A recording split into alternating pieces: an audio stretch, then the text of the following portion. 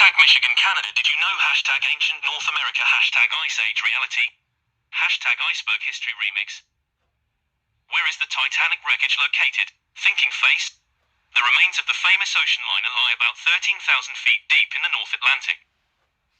The wreckage of the Titanic, which sank 4 days into its maiden voyage in April 1912, is located in the North Atlantic Ocean, about 400 nautical miles south of Newfoundland, Canada, according to Encyclopedia Britannica. Exploding head.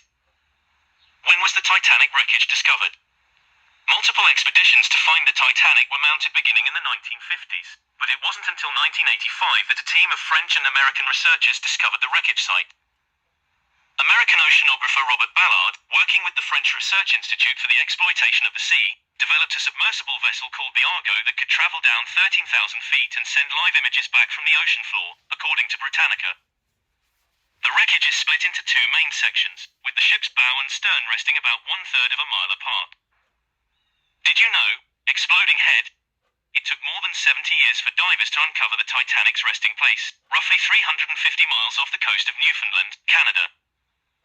An estimated 1,522 people, both crew and passengers, were lost at sea and 705 survivors escaped on the ship's lifeboats, according to the Smithsonian Museum. See the Titanic wreckage more than 100 years later.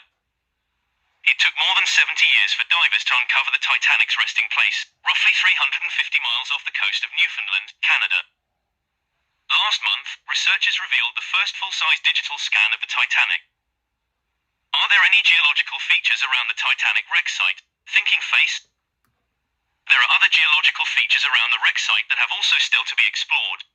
In a previous expedition to Titanic with OceanGate, Paul Henry Nargeolet, a former French Navy diver and submersible pilot, visited a mysterious blip he picked up on sonar in 1996.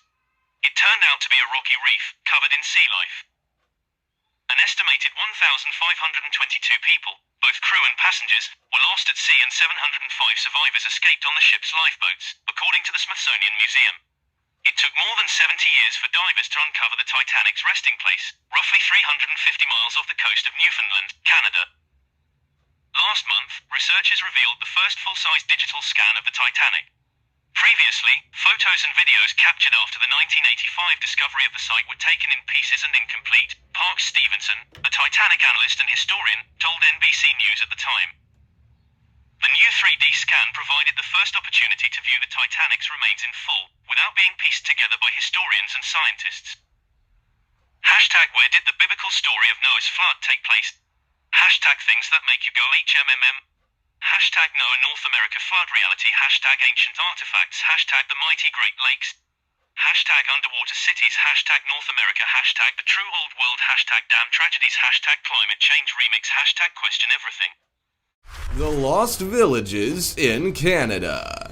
Floods, tsunamis, and earthquakes ravage many towns and villages. Sometimes the odd volcanic eruption as well. But the 10 communities consisting of 9 villages and a populated island in Ontario, Canada, were ruined in an altogether different way. These villages, in former Cornwall and Osnabrück, were submerged to make way for the St. Lawrence Seaway in 1958 and the Moses Saunders Power Dam construction in 1954. Fortunately, they didn't just flood the villages with no warning. It was a monumental planning exercise that involved moving families and businesses to nearby communities and buying out the landowners. Alongside those villages, the town of Iroquois was moved nearly a mile north, and its previous location was flooded as well. Morrisburg was partially flooded but moved to higher ground. Even a portion of Highway 2 had to be rebuilt along the Canadian National Railway. In total, 530 buildings were moved, plenty more demolished, and around 6,500 people had to uproot their lives and go somewhere else. Not everyone was happy about it either, as several people believe the market value of their home had suffered due to the plans, so they didn't receive the payout that they thought they were owed. The world we know today is nothing like thousands of years ago, and that's proven by the sheer number of structures and cities we're finding underwater. Do you live near any of these? Can you think of any others?